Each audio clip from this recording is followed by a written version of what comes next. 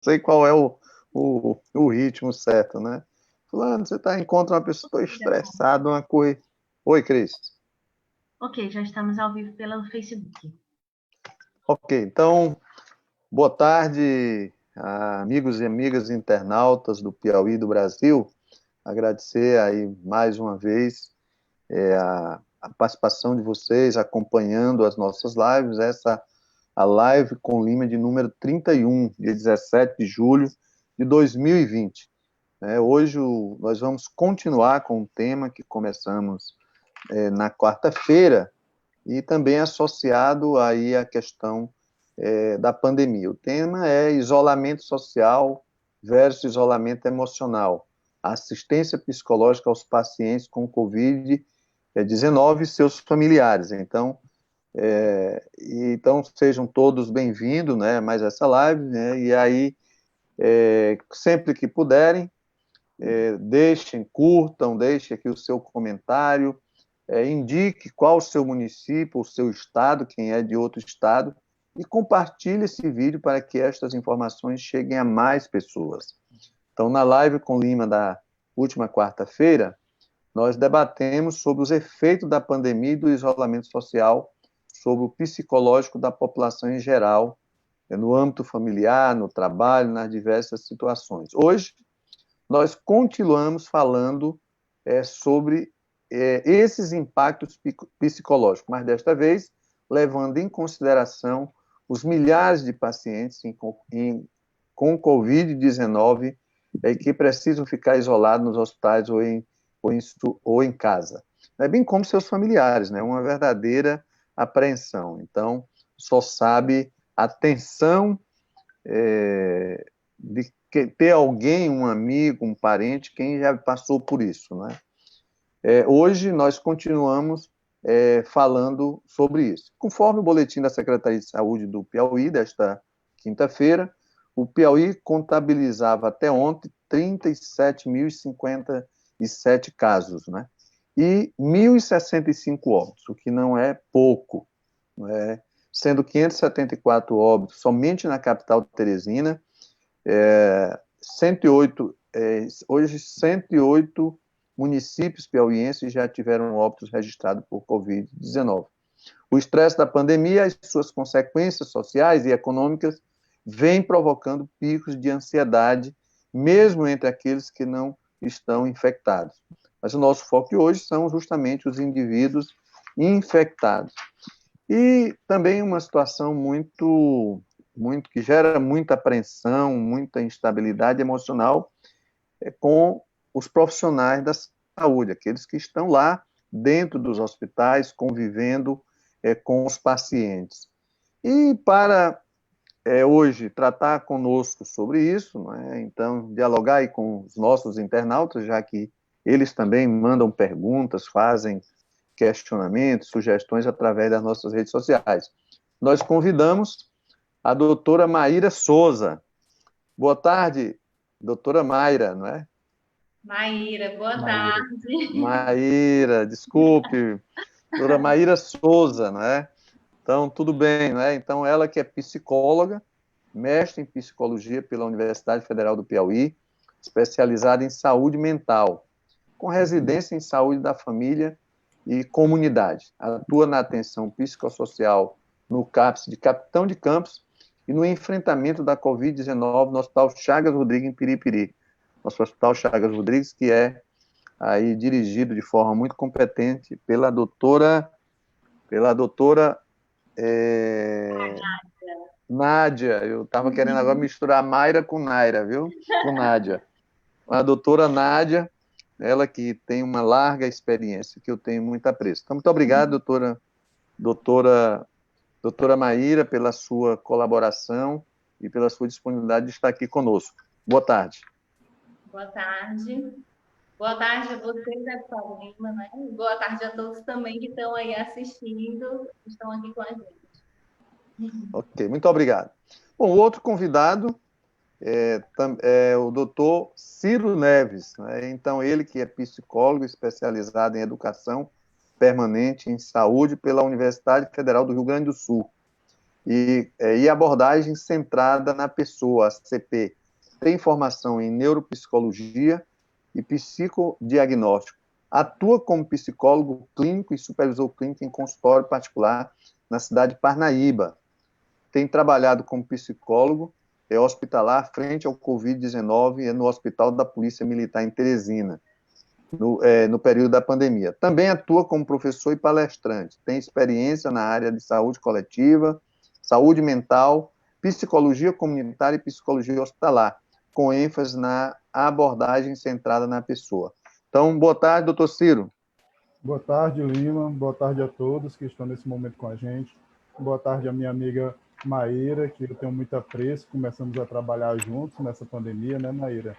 E, por coincidência, hoje a gente está discutindo esse tema que tanto já fez a gente falar sobre, né? Então, é um prazer estar aqui. Eu agradeço pelo convite e compartilhar um pouco da minha experiência junto com vocês e com os colegas que possam vir assistir. Ok.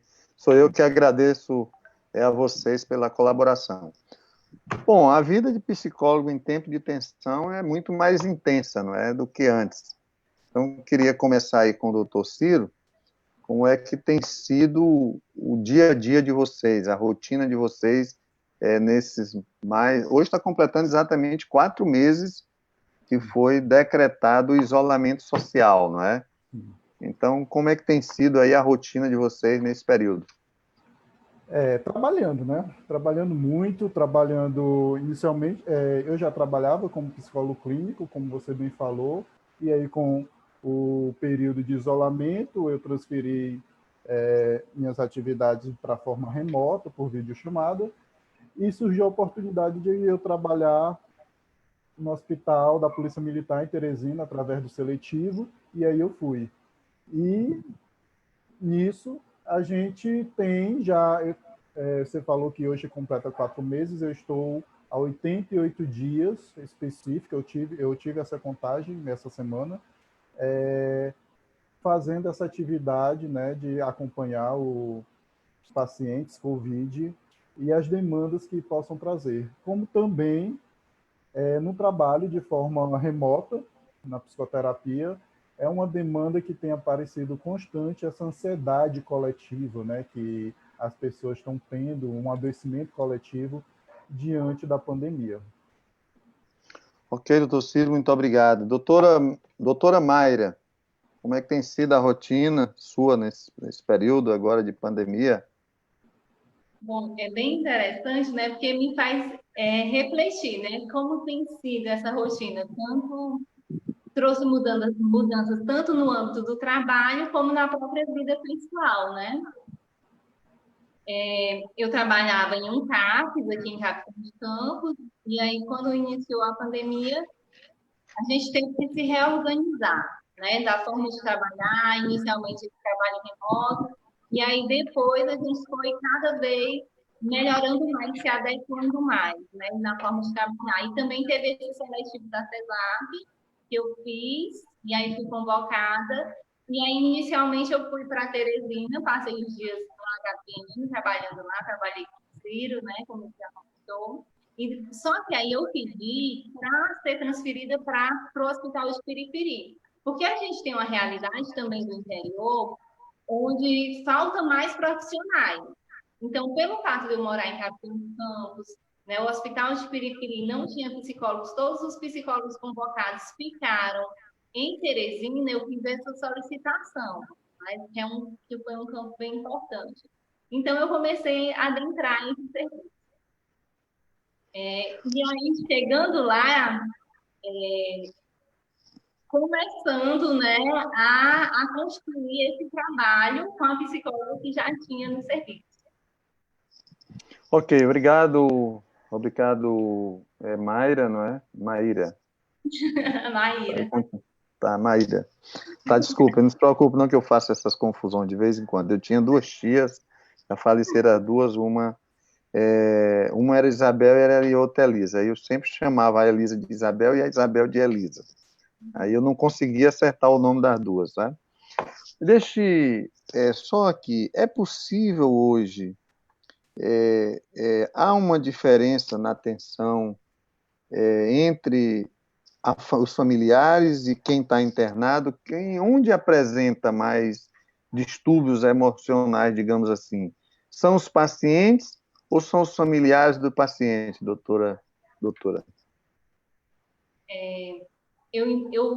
Na situação que a gente está, né, por parte dos familiares, existe uma preocupação maior. Em qual sentido? No sentido que eles não estão podendo estar ali, né? Estou falando do ambiente hospitalar, dos pacientes que estão internados em isolamento, no sentido que eles não estão podendo acompanhar. Então, eles ficam precisando ter as informações dos profissionais. Então, isso é um causador que gera sofrimento, né? Que gera tensão, que gera preocupação. Então, esse contexto tem muito isso. Mas dos pacientes também, alguns, né, trazem esse medo, esse processo ansioso, que é um processo comum para esse período que a gente está vivenciando, né? Nós, quando a gente não está contaminado, a gente vivencia esse quadro de ansiedade, esse quadro de medo.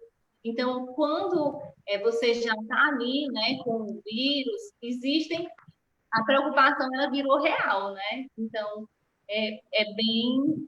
eu vejo assim, são demandas diferentes por parte de cada um, tá? Trazendo para o contexto hospitalar. Doutor Ciro, qual é o comportamento que deve ter os familiares e os amigos, né? Então, ou seja, os demais membros da família, os amigos, o que se orienta? Que comportamento deve ter numa situação dessa? Você tem um paciente, um amigo, um parente, um familiar que está ali internado, às vezes na UTI, numa sala de estabilização, não é? Qual a orientação que vocês dão, no caso, aos familiares, aos amigos, aos parentes dessas pessoas que estão nesse quadro ali, doutor Ciro? O que o senhor orienta? Boa pergunta, Lino, porque realmente gera um processo ansiogênico muito grande, como bem Maíra falou, desses familiares que, por não poder ter esse contato, porque antes, né, as visitas nos hospitais elas eram permitidas, né, eram frequentes, acontecia essas visitas no momento normal antes da pandemia. Com a pandemia e com a necessidade desse isolamento, as visitas não são mais possíveis. E isso gera, para esses familiares, uma inquietação e medo de como aquele seu ente querido, aquele familiar, vai estar no hospital. Se está no leito, se está em quadro de estabilização, se está em UTI.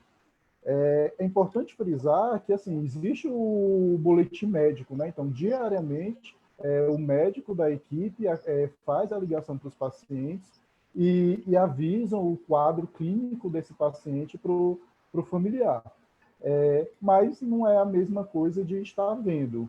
Então, assim, o que eu posso dizer é ter um pouco de paciência e confiar na equipe que está informando, que está ligando e falando sobre. E aqueles pacientes que já estão em casa, eu considero que esses familiares tenham empatia, porque existe também um pouco do medo, do receio, do contágio, isso a gente pode discutir depois. Então, assim, saber que tudo que aquele paciente não precisa é um momento discriminatório. Então, entender também que a gente precisa ter empatia com aquele paciente que já foi acometido de Covid, que está em processo de tratamento e cura da Covid, e estabelecer um processo de empatia mesmo com esses pacientes dos familiares. Ok, muito obrigado, doutor Ciro. Doutora Maíra, qual é a consequência que tem disso? Essa situação, essa tensão, o medo, o receio da contaminação, às vezes o enclausuramento, como é que isso se manifesta nas pessoas e de que forma a gente pode enfrentar aí esses receios? Isso pode se manifestar de várias formas, né? A gente costuma falar, né, no âmbito do aspecto emocional mesmo, E se algumas reações anormais, é normal nesse período de pandemia. Então, é normal eu me sentir ansioso, é normal eu sentir medo de me contaminar, de contaminar as outras pessoas. Então, tudo isso está num quadro que é normal por esse período. A gente ter essas reações, a gente ter esses medos, né?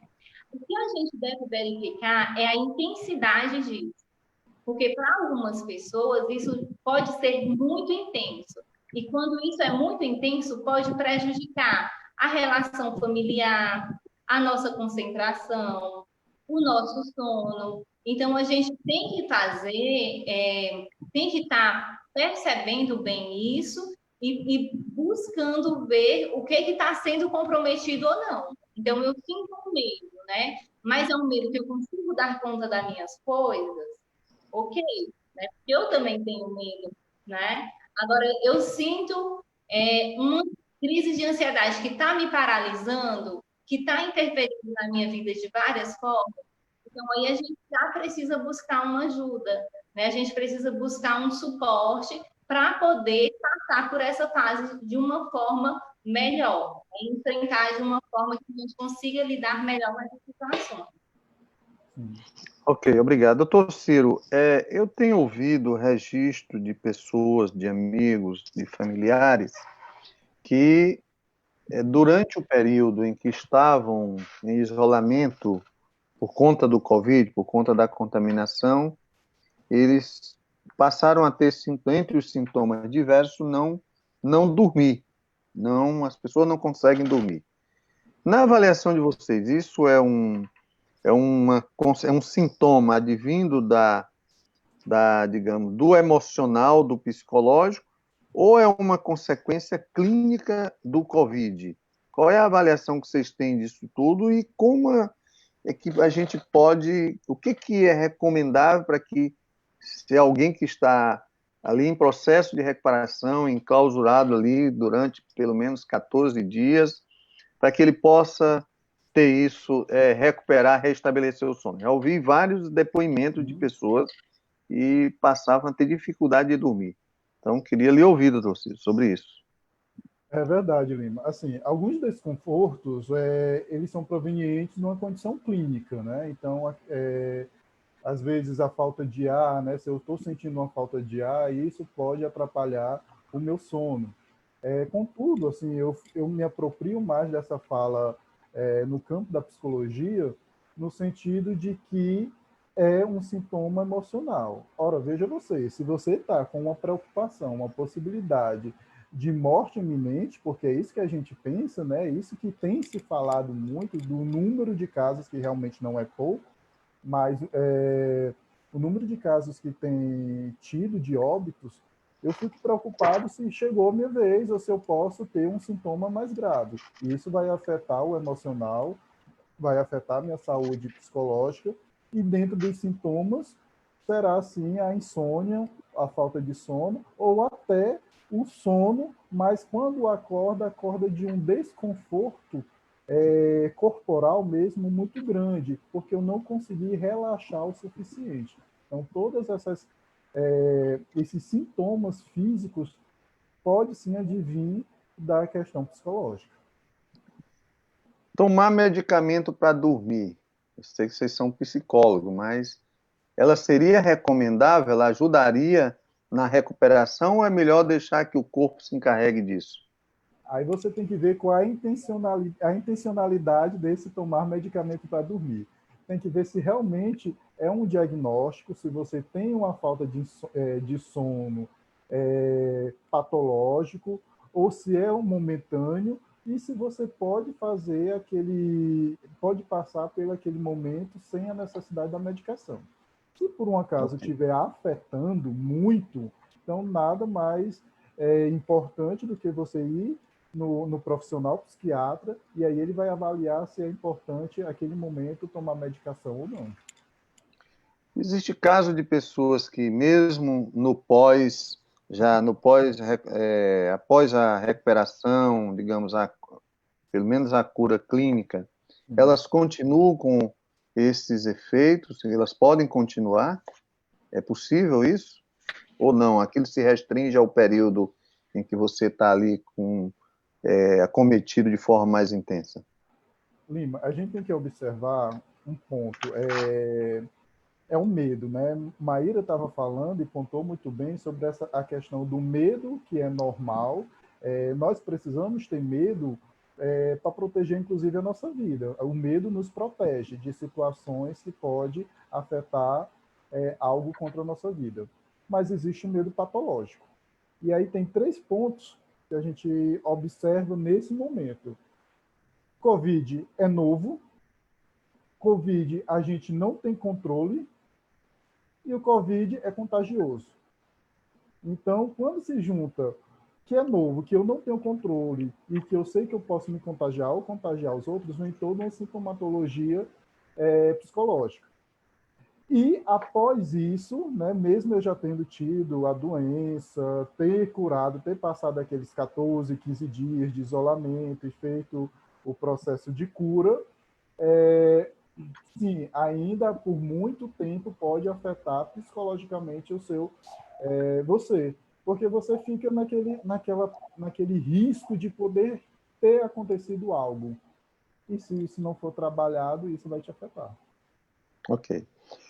Doutora Maíra, é possível traçar um perfil, digamos, psicológico dos pacientes que se apresentam infectados? Há diferença de quem não está? Quando você recebe no pós-tratamento, que há mudanças comportamentais ou não há diferença entre quem teve e quem não teve?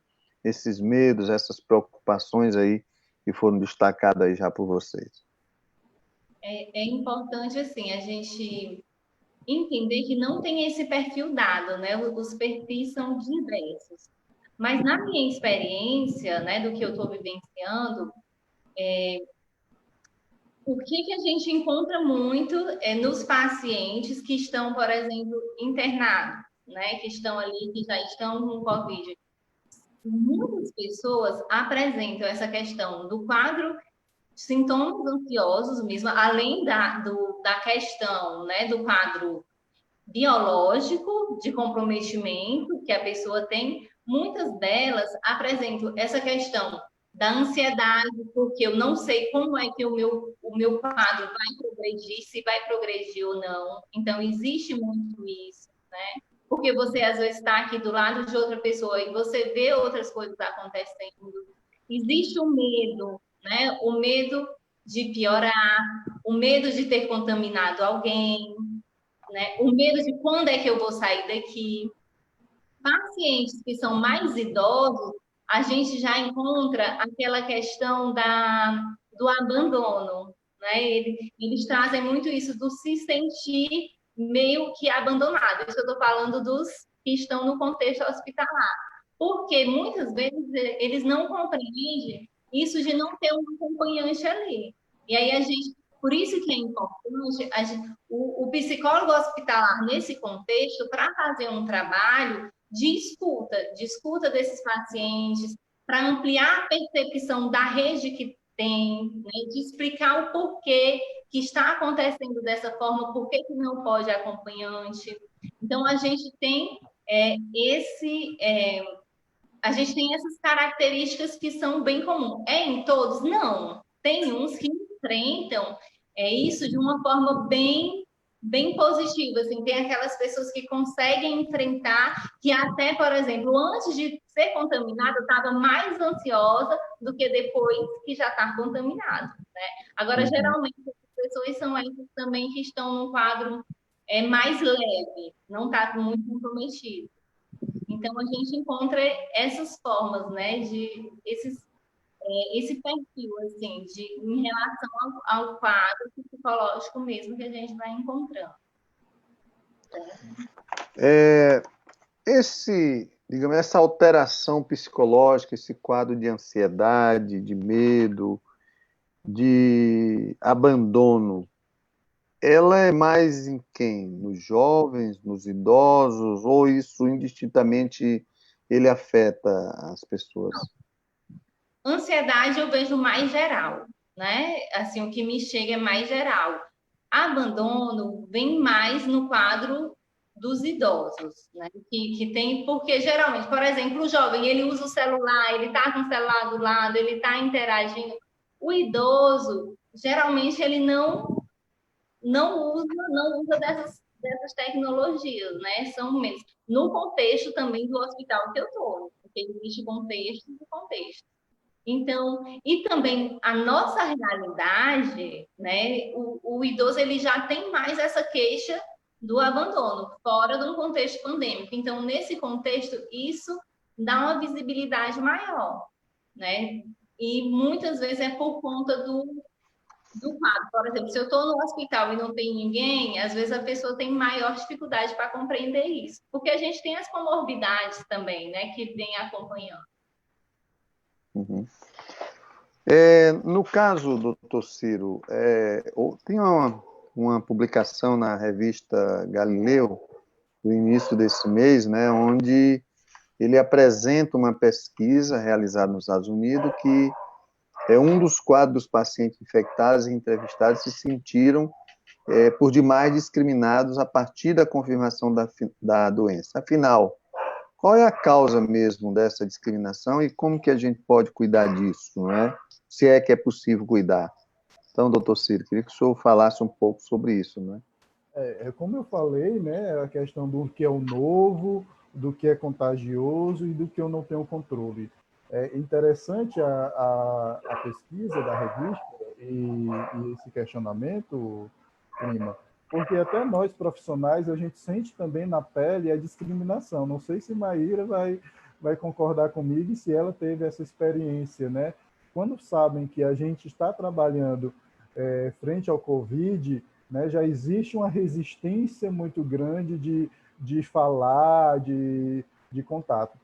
É importante ter esse espaço mesmo de não ter o contato, não cabe aqui a gente estar buscando, né, presença de outras pessoas, mas a gente sente sim que existe uma discriminação, inclusive com os profissionais. E quem já foi acometido do Covid, com certeza essa discriminação ela se potencializa mais. Como isso pode melhorar, né? E aí eu busco aqui, né, fazer uma abertura de a gente buscar entender que tudo que um paciente que já passou por um processo de adoecimento COVID, que pode ter se agravado, né, pode ter tido complicações, ele não está precisando de ser discriminado. Ninguém precisa ser discriminado, né?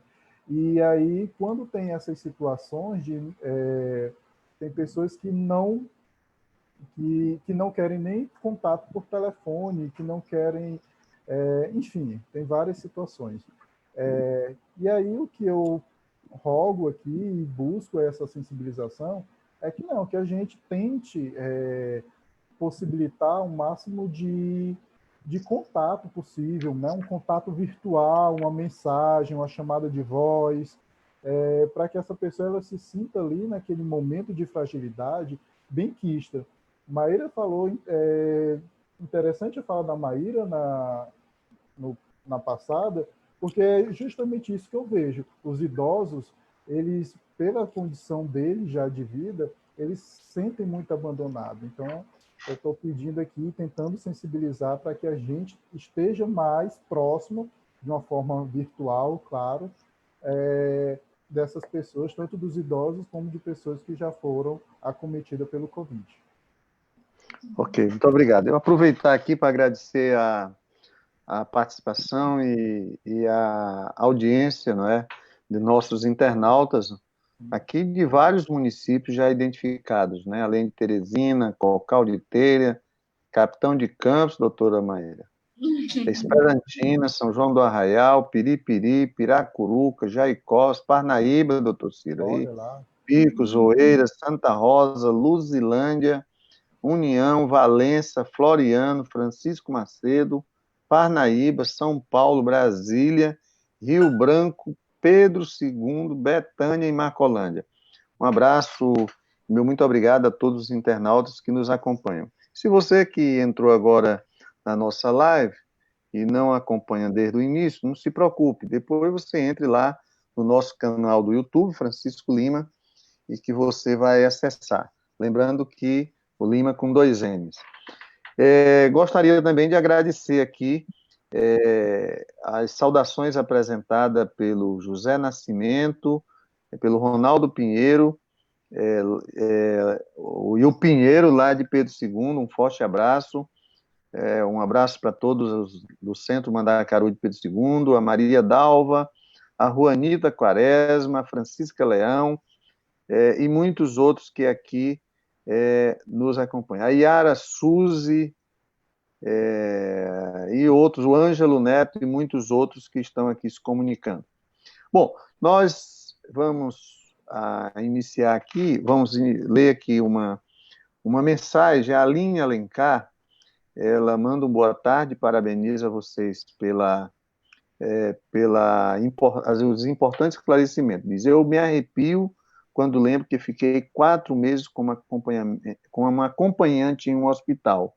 Algumas vezes me sentia como um mundo paralelo, com um psicológico muito abalado. Foi muito importante o acompanhamento psicológico que recebi no hospital, quando busquei ajuda. Aproveitar esse momento para parabenizar os psicólogos em nome dos convidados e dizer que vocês têm um papel fundamental nesse movimento.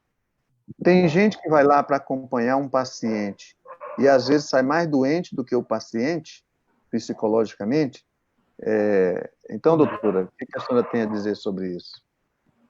É uma fala bem importante, né? Eu não sei, eu acredito que esse acompanhamento talvez não seja para um paciente com Covid. Pelo menos no hospital que eu estou, não pode ter acompanhamento, né? Mas trazendo essa fala e até dessa necessidade de suporte, o hospital ele é um ambiente que muitas vezes despersonaliza a gente, né? Por quê? Porque no hospital a gente está vivenciando uma doença. Então, a pessoa está ali, o acompanhante geralmente está numa cadeira, fica esperando dias, né? Uma pessoa melhorar do quadro. Então, isso realmente também pode ser muito adoecedor. Por quê? Porque a gente está esperando uma evolução. Então, você passar vários dias no hospital é gerador de sofrimento, porque você tem suas coisas, você tem sua vida, você tem sua rotina, e você deixa tudo para cuidar de alguém, né? Ou então estar sendo cuidado. Isso é gerador de muitas preocupações, tanto pelo medo do que vai acontecer com essa pessoa, como pelas preocupações do que eu deixei. Isso a gente vê muito, né? Como é que está a minha casa? Como é que estão as minhas coisas? Né? Quando a gente está esperando algum procedimento, essa espera, porque muitas vezes não é algo que eu posso fazer alguma coisa, a gente fica meio que impotente, porque a gente está ali acompanhando, né? Então, o suporte psicológico nesse momento é muito importante para a gente dar voz a essas pessoas, dar acolhimento, né? Fazer esse suporte psicológico e essa escuta para dar também, personalizar aquela pessoa que está ali. Quando traz esse contexto, eu vou até emendar assim, outra história, né? Agora, imagina você que está com Covid, está em um hospital e está em um ambiente onde não tem acompanhante, você não sabe quantos dias você vai estar, e você está com um vírus que você não sabe como é que vai progredir. E todo profissional que vem, ele vem paramentado, né? Ele está ali com aquelas roupas, parece que a gente está na lua, né? Você não vê a cara. Parece um ET. Parece um ET, né? Então, é muito complicado, porque eu já fico receosa. E todo profissional que vem, eu nem identifico que profissional é esse, né? Então, gera muita ansiedade na gente. Pensando nisso, no Hospital Chaga Rodrigues, eu e a assistente social, a gente pensou em um projeto que é Por Trás da Máscara um Sorriso, onde está sendo confeccionado crachás com a foto dos profissionais, para quando chegar no leito, o paciente que está ali saber quem é que está, né, por trás de toda aquela paralisação. E demonstrar também que cuidando ali de uma pessoa, é uma pessoa humana cuidando de outra pessoa. Porque há esse distanciamento, por causa dos EPIs necessários. Então, são pequenas coisas que vão fazendo também a diferença, né, nesse suporte que a gente precisa.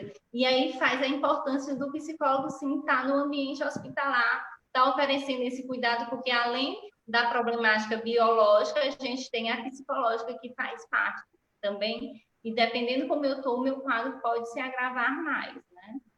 Ok. Muito obrigado, doutora Maíra. De passo já, deixa eu só aproveitar aqui, só para... Diga lá, doutor Ciro, depois eu leio aqui uma mensagem. Fique à vontade. Bom, quero agradecer também aqui a nossa, que está nos acompanhando, a nossa querida Valneide Lopes, de Capitão de Campos, essa vereadora, esposa aí do nosso presidente da colônia de pescadores aí de Capitão de Campos, viu, doutora? Então, sua Capitão de Campos está aqui danada acompanhando. Bom, quero também agradecer e passar aqui para você um comentário da Giz Barros. Ela diz o seguinte: ter alguém querido com esse vírus é uma aflição enorme do paciente por se sentir sozinho no espaço físico, sem saber quando vai sair dali, e dos familiares por não poder estar por perto. É uma situação que ninguém queira passar por isso, de muita aflição. Isso desestabiliza quem mais, quem está fora ou quem está dentro, não é? Então, deixo aí com você, doutor Ciro. É uma aflição. Eu queria só voltar para a fala da Maíra e da importância do profissional, e claro, eu vou puxar um pouquinho para a nossa sardinha, né, Maíra? Dessa importância do profissional da psicologia, e não é um profissional alheio, fora da equipe. É um profissional que também está naquela equipe multiprofissional e faz todo um diagnóstico e um tratamento do paciente. Muitas vezes o psicólogo ele é visto como sendo alguém além da equipe, fora da equipe. A equipe tem o médico, o fisioterapeuta, o técnico de enfermagem e o enfermeiro. E quando é preciso, chama-se o psicólogo para fazer alguma intervenção, uma assistência psicológica. E não, a gente precisa compreender que o psicólogo ele precisa estar nessa equipe porque a todo dia precisa ter uma assistência psicológica, porque como a nossa leitora, a pessoa falou, é de um incômodo muito grande, tanto para os familiares como para aquele paciente. E é o psicólogo que vai estar ali fazendo a escuta terapêutica e fazendo as intervenções que forem possíveis para aquele momento de internação o menos sofrido possível, porque vai ser sofrido. Ninguém quer estar numa cama de hospital por horas, por dias, sem saber o que vai acontecer, sem conhecer ninguém, e as pessoas que visitam estão paramentados para serem astronautas.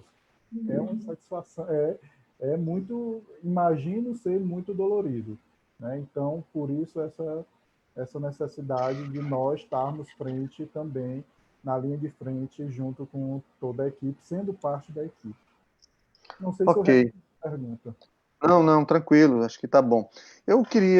Nós estamos chegando já quase ao final aqui, não é? Vamos fazer a última.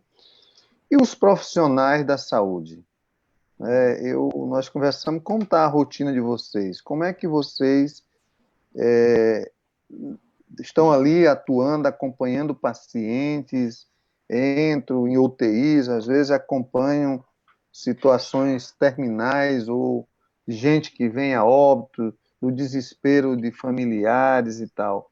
Como é que anda aí o comportamento ou como é que anda a situação psicológica desses profissionais que lidam diariamente e como é que se dá essa relação? E muitas vezes mantendo o distanciamento social dos entes queridos, familiares, porque também tem que ficar numa certa quarentena, digamos assim. Então, doutor Ciro, deixar aí com você para... A gente trabalha, Lima, em 3 frentes, né? Frente 1, com o paciente COVID, frente 2 com os familiares desses pacientes e frente 3 com os profissionais que estão à frente. Quando eu me refiro a profissionais, A gente precisa abrir esse leque de profissionais, que muitas vezes a gente vê só médico, fisioterapeuta, enfermeiro e técnico de enfermagem. Mas a gente tem os recepcionistas dos hospitais que estão recebendo esses pacientes, a gente tem os maqueiros, a gente tem os serviços gerais, a gente tem toda uma equipe que estão ali colaborando para que a coisa aconteça. Então, nós da psicologia, a gente também precisa estar atento a estes profissionais que estão ali fazendo as coisas acontecerem e cuidando da saúde psicológica, da saúde mental desses pacientes, desses profissionais. E a gente tem algumas intervenções, né?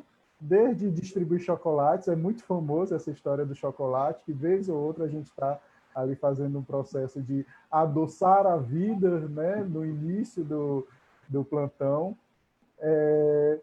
E aí rodas de conversa quando é oportuno. Certa vez eu estava num espaço e todo mundo ali sentado, um olhando para o outro, de repente eu fiz uma roda de conversa e foi uma roda de conversa bem terapêutica.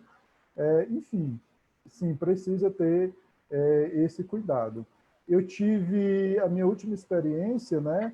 Era na UTI. Eu estava já quase um mês na UTI, acompanhando os pacientes, e sim, como você bem falou, óbitos é algo que é frequente, né? Vez ou outra a gente tem uma pessoa que sai da UTI curada, né? Melhor, curada não, mas melhor, e volta para o leito, mas vez ou outra também a gente perde um paciente. E quando a gente perde um paciente, faz-se o possível para não perder aquele paciente, e quando se perde, abala toda a equipe. E aí a gente tende a ter um momento de discutir, né, sobre como é que cada profissional está se sentindo diante daquela perda. Ok, muito obrigado. Doutora Maíra, um psicólogo chega a uma situação de tensão, que às vezes tem que procurar um colega para poder também se tratar, para poder também ajudar a cuidar, ou não, cada um cuida de si? Pronto, isso é muito importante e até me fez lembrar. Ontem eu estava fazendo visita no leito e aí tinha uma senhora, né? E essa senhora, ela dizendo que a filha dela não estava com ela, que ela não tinha contato. E aí eu explicando para ela, né, que ela não tá, que a filha dela não estava ali porque não podia, por causa que tinha um vírus, e esse vírus era fácil de disseminar. Aí eu disse assim, olha, você está vendo o jeito que eu estou aqui por causa desse vírus. Então a gente tem que ter esse cuidado. Mas a sua filha, todo dia, os médicos ligam para ela, dando esse boletim de como ela está. E também, você querendo, tem as visitas virtuais, né? A assistente social faz essa visita virtual. Aí ela olhou assim para mim e perguntou: e você não tem medo?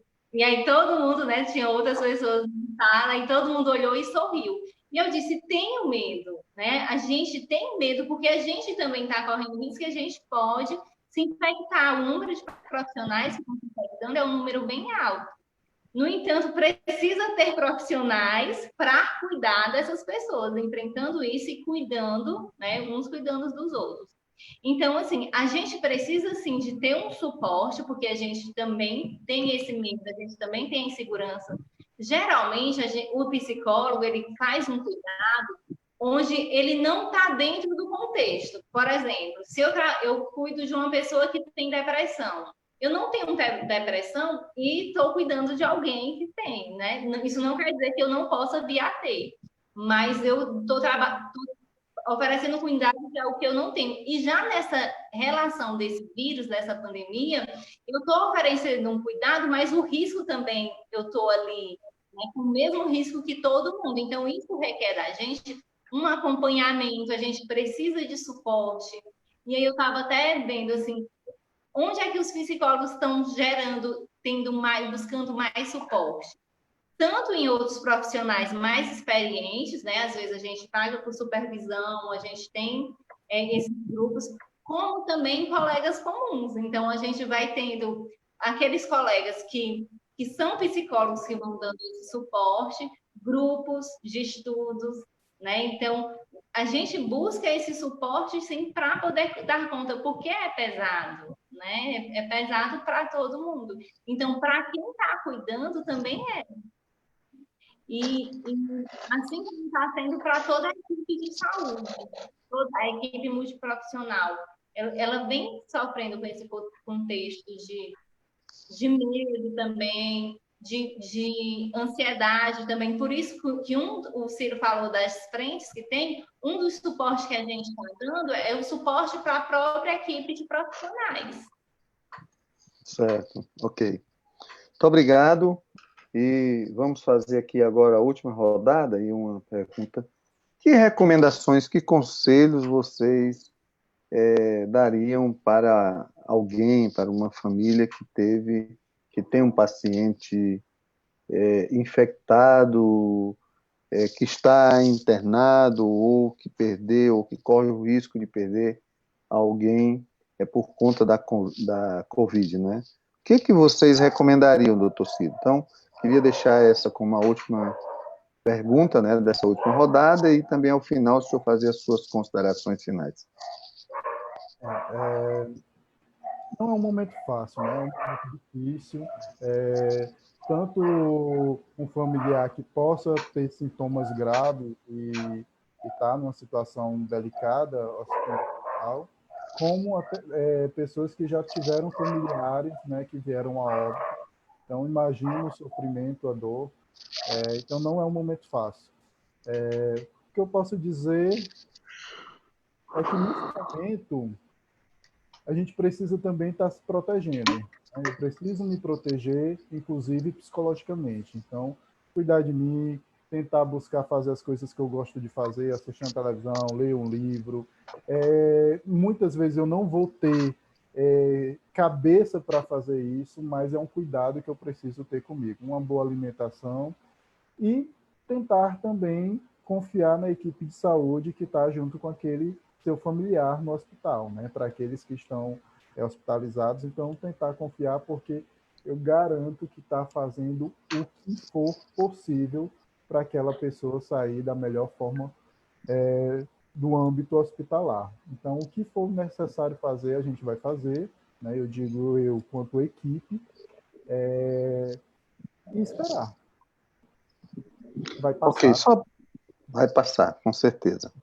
É que, assim, para também já dentro desse contexto de encerramento, o senhor acredita que vai ter alguma mudança comportamental das pessoas no pós-Covid? Que mudanças poderá ter, tanto do ponto de vista positivo como do ponto de vista negativo? E que isso vai influenciar no comportamento das pessoas? Sim, eu sou muito crítico com isso, sabe? A resposta mais fácil de dizer é que sim, que a gente vai mudar, que as pessoas vão começar a perceber outras questões. Eu acho que a gente se acostuma muito fácil, as pessoas se acostumam muito fácil com o que é bom, com o que é fácil, com o que é comum, com o que está no cotidiano. E já já a vida vai voltar ao normal. Meu ponto, meu pensamento crítico é que já já vai voltar ao normal e vai ficar tudo do mesmo jeito. Ok, Não sei se faz sentido. tá. Esse é o ponto de vista, não é? A ideia aqui é exatamente a gente subsidiar as pessoas, levar informações para os nossos internautas, não é? Ou reflexões.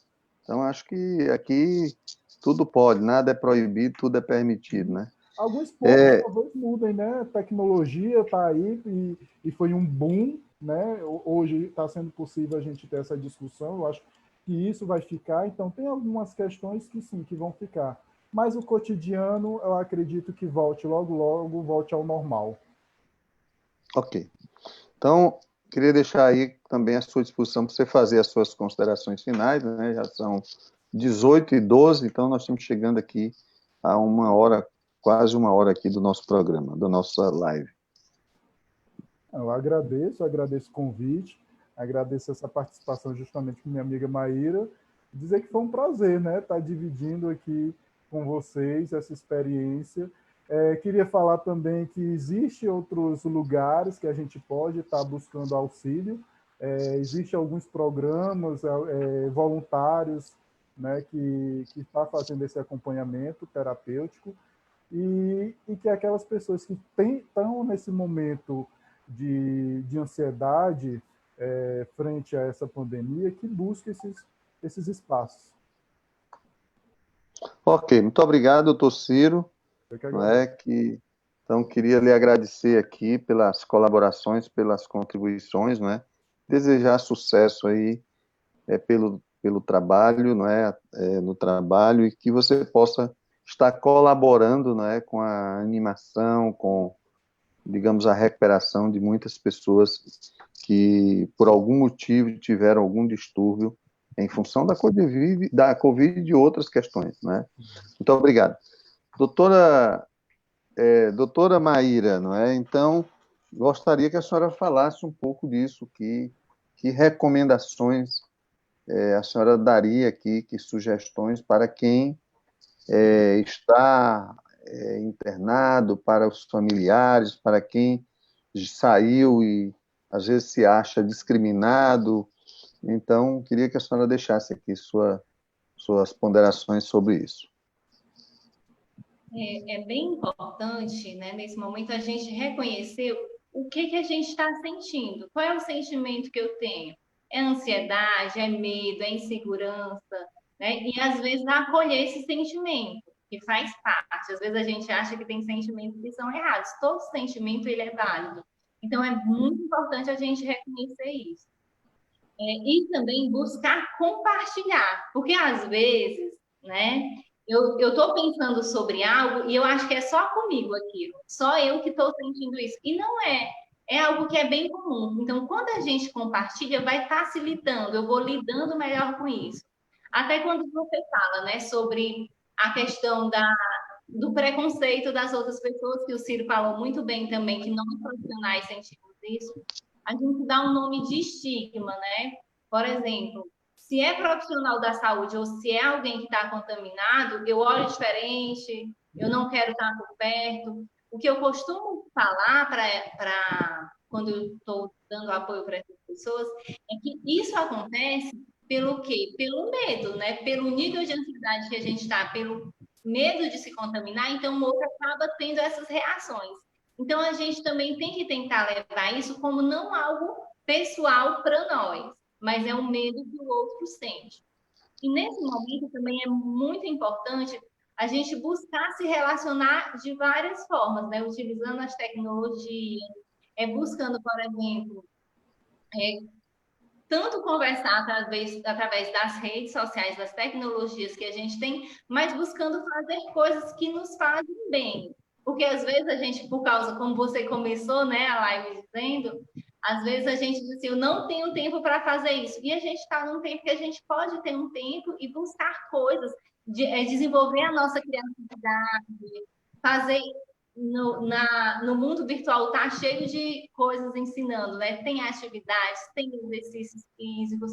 Então, é importante a gente buscar preencher o nosso tempo com essas coisas que nos faz bem e também minimizar o tanto de informação negativa que a gente tem. Porque, às vezes, a gente fica naquilo, a gente está no meio de uma pandemia e fica só buscando informações sobre o trágico. Mas está acontecendo também uma onda de empatia muito grande, muitas coisas que são positivas, então que a gente busque compartilhar coisas que são boas também, né? Não para nos alienar, mas como uma forma de ver outras coisas e sendo responsável por esse momento que a gente está vivendo, para minimizar essa disseminação do vírus, né? Então, na sua avaliação, vai haver uma mudança comportamental das pessoas? O que você destacaria como pior, como melhor, como consequência da pandemia? A gente não tem essa certeza, né? Mas eu acredito sim. No nosso aqui agora já aconteceu muitas mudanças, né? Aconteceu muitas mudanças e eu acredito que muitas dessas mudanças elas vão ficar. Por exemplo, essa questão da tecnologia, né? De utilizar a rede virtual, eu acredito que isso é uma mudança. Por exemplo, nós psicólogos, nós somos de a maioria, pelo menos do meu grupo, né? A gente tinha uma resistência muito grande em atendimento via tecnologias. E essa pandemia, ela veio mostrar que o atendimento psicológico por meio de tecnologias, ele é, sim, efetivo, ele traz resultado, e muita gente que tinha essa resistência, como eu tinha, a gente conseguiu fazer e está conseguindo fazer um bom trabalho. Então, isso abriu um leque de possibilidades. Questão de higiene, né, desse cuidado. Eu acredito que esse é um outro comportamento que tem trazido para muitas pessoas esse cuidado maior, que talvez isso fique sim, né, porque a gente vai aprendendo a ter esse cuidado. Então, eu costumo olhar mais para esses pontos, né? E nós, humanos, a gente é capaz da mudança. Então, a gente está vivenciando tempo que a gente possibilita trazer mudanças, sim. E que, se for para elas acontecerem, que a gente consiga fazer de uma forma mais positiva. No entanto, tem várias mudanças que podem não ser legais também, porque a gente está num momento grande de perdas também, né? De consequência. Nossas atitudes, elas estão trazendo consequências, não só para nós. Então, a gente tem que ter todo um cuidado com tudo isso. Ok. Então, vou deixar aí para suas considerações finais também, né? Já ultrapassamos aqui às 18h20, né? Parece que um de vocês tem algum compromisso logo em seguida também. Também a gente organiza aí com mais de 1 hora, um pouco mais. Então, deixar aí para suas considerações finais. Para me falar, assim, eu quero concluir assim que todos nós temos uma responsabilidade coletiva, né? Nesse momento que a gente está vivendo, que a gente tem que seguir as orientações que são dadas para minimizar a disseminação desse vírus que está aí, que está afetando muitas pessoas, que a gente se junte, né? Que a gente se junte para combater, para enfrentar isso junto. E lembrando que isso é uma fase e vai passar. Então, se a gente estiver unido, buscando minimizar, a gente vai passar por ela de uma forma menos danosa, que é o que a gente pretende. Ok. Bom, nós estamos chegando aqui ao nosso final, ao final de mais essa live, né? E eu gostaria aqui de agradecer enormemente, né, a doutora Maíra, que atua na região de Piripiri, principalmente no Hospital Chagas Rodrigues, né? Agradecer também ao doutor Ciro, que atua tanto em Teresina como também em Parnaíba, e pelas suas contribuições, né? Então, quero também aproveitar e agradecer aqui aos nossos internautas que de vários municípios do estado, de outros estados do Brasil, estão nos acompanhando. E você que chegou agora e não acompanhou tudo, não sabe o que perdeu, mas não se preocupe, entre lá no nosso canal do YouTube e acompanhe e até compartilhe, não é, a gravação aqui dessa nossa live. Então, estamos aqui encerrando mais uma live com Lima. Espero que as informações repassadas aqui sejam úteis para que possamos nos cuidar e cuidar das outras pessoas muito bem. Então, ter sempre o cuidado com a outra pessoa, fora, durante e após a pandemia, isso é muito importante. Então, como eu já disse, se você perdeu alguma parte dessa live ou qualquer outro dos nossos debates, acesse o nosso canal no YouTube, Francisco Lima, com 2 M's. Deixe seu comentário, a sua curtida e compartilhe esse vídeo com mais pessoas, né? Mais uma vez, não deixe de dar atenção aos cuidados físico, mental e espiritual. A vitória contra essa doença depende de cada um de nós. Um bom final de semana para todos e todas e até a nossa próxima live com Lima na próxima quarta-feira. Então, muito obrigado a você, doutora Mari, muito obrigado ao doutor Ciro, muito obrigado aí a Cristiane, que coordena a parte técnica aí, operacional do nosso gabinete digital. E muito obrigado, principalmente aos nossos internautas que têm sido fiéis sempre às quartas e sextas-feiras, a partir das 17 horas. Então, muito obrigado e boa noite a todos. Deus proteja cada um de vocês e a cada um de nós. Muito obrigado, boa noite.